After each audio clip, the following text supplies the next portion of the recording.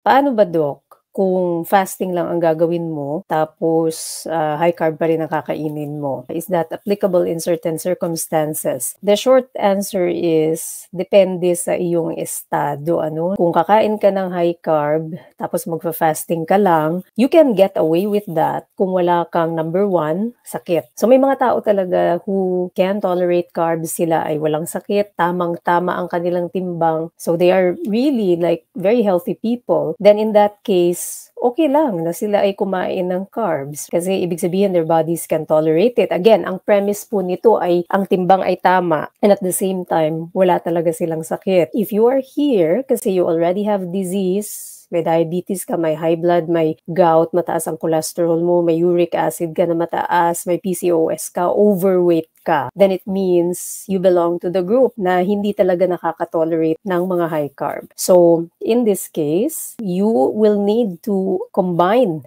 hindi lang fasting, kundi low carb din. Kasi ano ba mangyayari if you are eating high carb tapos nagfa-fasting ka tapos may sakit ka at overweight ka? Yes, nakakatulong yung fasting for sure, but if you keep eating high carb, ganun pa rin yung insulin resistant state, hindi mo natutulungan na mag-heal ng maayos. So you have to couple your fasting with your low carb.